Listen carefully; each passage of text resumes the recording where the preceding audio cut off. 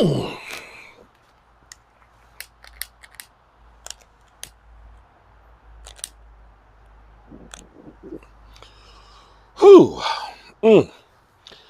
Well, good evening, good people. Mark Holmes here, and as always, I want to say thank you all for watching, commenting, subscribing, and being part of the Joe Boo Sports Report. Without you guys, as well as you ladies, you know that this literally does not work. Hope everybody's had a great Taco Tuesday. This is Eagles Cowboys week, and I don't know about you.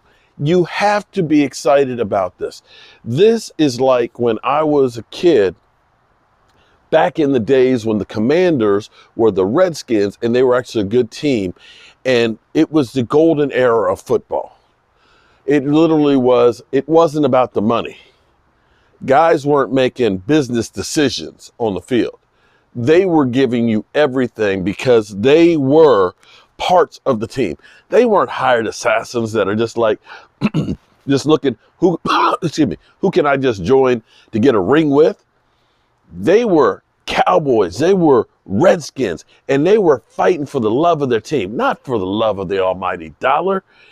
And it used to be when the Commanders and the Cowboys got together, it meant one of those teams, or maybe both of them, are fighting for playoffs or a chance to go to Super Bowls and things. And that is completely missed. Now we got the Cowboys and the Eagles that are definitely becoming those two teams. And this is the week. Tomorrow, both teams get back on the practice field. The Eagles get an extra player and Shaq Leonard and see how that works for them. Maybe they get Dallas Goedert back, who broke his arm against the Cowboys a few weeks ago. And we get them in our house with the opportunity for us to tie them or the division lead.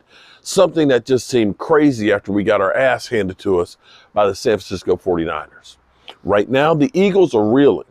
I'm sitting here looking and people are questioning Nick Sirianni as a coach. At them Eagle fans, man, they turn on your ass in a minute. They literally will cuss you out at halftime and then say, let's go out and get drinks at the end of the game. They are raw. They are cray-cray. And I would like to see the Cowboys make them a little crazier. I'd like to see the Cowboys make them question themselves some more.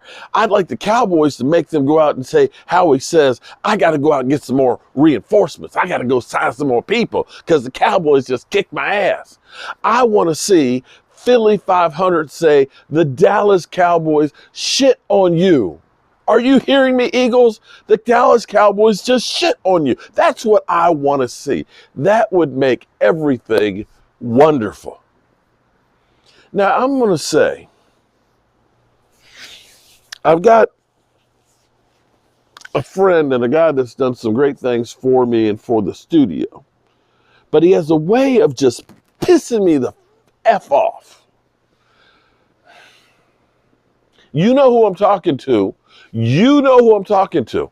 Because, we smooth things over because when we originally signed Trey Lance, he was like, oh, it's about time. We finally got a real quarterback and stuff. And I just said, look, I can't talk to you. I just can't talk to you because that's some stupid shit. You're talking about a team that took the last guy in the draft and made that guy a star. You're talking about a guy that took Jimmy G, who was leading the NFL in interceptions this year, playing ass for the Raiders, and got hurt and is out, which is probably the best thing for the Raiders. They made that guy look good and took him to the Super Bowl. But somehow, a guy that they spent 3 number ones and a second on, they couldn't do anything with and said, we're just going to move you on. So I thought that whole conversation where we have Dak Prescott doing something only 9 other players have done. In the course of a season, they go through and have 20 TDs and only 2 interceptions in a 6-game stretch.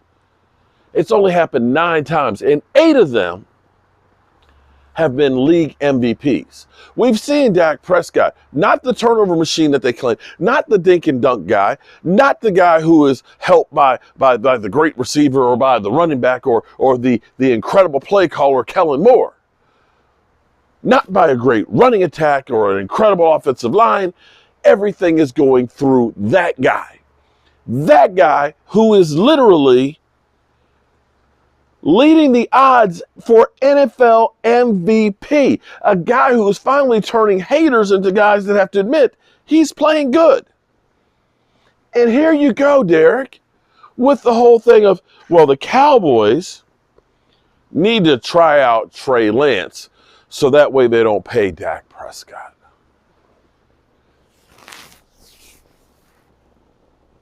Let me ask this. Do you think that the Jaguars, if their quarterback is going to be out for any length of time, is going to make the playoffs? Trevor Lawrence?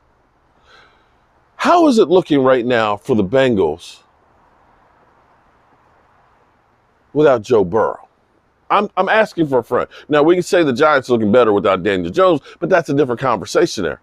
How are the Jets looking without Aaron frickin' Rodgers? And then you got some teams that literally just paid $50-some million for a quarterback, and they only score 6 points against the New England Patriots. And he was thought to be a generational talent with now a great offensive coordinator. You got a guy who is leading the NFL in touchdown passes, is in the top 4 in yardage, and is like 20th in interceptions, has by 1/10 of a point the second spot in completion percentage, and you literally have to say, well, we should try out Trey Lance so we don't have to pay that guy. Are you stupid? Is it just you just don't like the guy? What the hell is it? What does this guy have to do to convince you that you got a deal? Because I'm sitting here where people say, don't pay Dak Prescott. Don't pay him. He may be the league MVP. He's already been man of the year. He was rookie offensive player of the year. You don't want to pay that guy, but it's no problem paying a Michael Gallup with a torn ACL. That dude next year is a $13 million cap hit and $13 million in dead money if you cut him, or the following year, a $15 million cap hit. You had no problem paying Zeke Elliott above and beyond running back money and still paying him money right now. You had no problem paying Jalen Smith for one good year. But when it comes to the quarterback, no, man. He got to prove it. What is wrong with you people? What is wrong with you people? Do you realize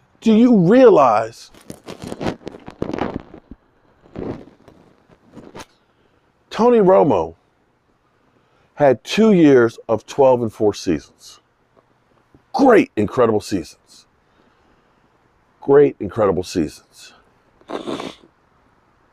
You've just had 2 of those the last 2 years with Dak, and it looks like you're going to have 3 this year in a row. This shit is freaking ridiculous, man. This is some bull jiggity. I don't know what you think you're going to get out there.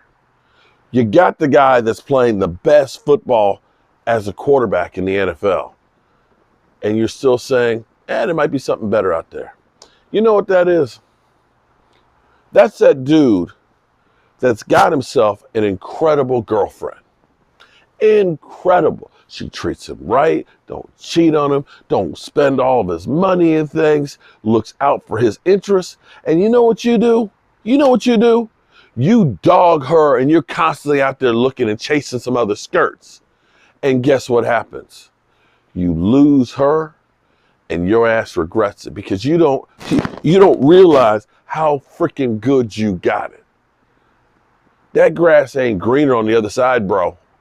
That grass ain't greener on the other side. And stop coming. If you want to be friends, bro. Don't come at me with some stupid ass shit like that. I'm sorry. I could see maybe if this was last year where Dak was injured and leading the league in interceptions. He's leading the league in touchdown passes, bro. Touchdown passes. Don't come at me with that shit. Seriously, life is too damn short for you to piss me the F off. Now, I like you, Derek. We buddies. But come on, bro. Don't be stupid. Please. Make me lose my damn religion.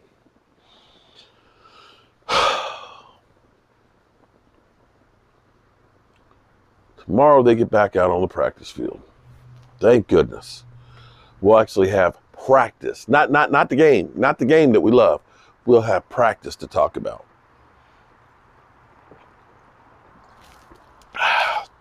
All right, good people. You know how we roll. Remember, tell the people you love how much you love them. You might not get the chance again. And I love you guys.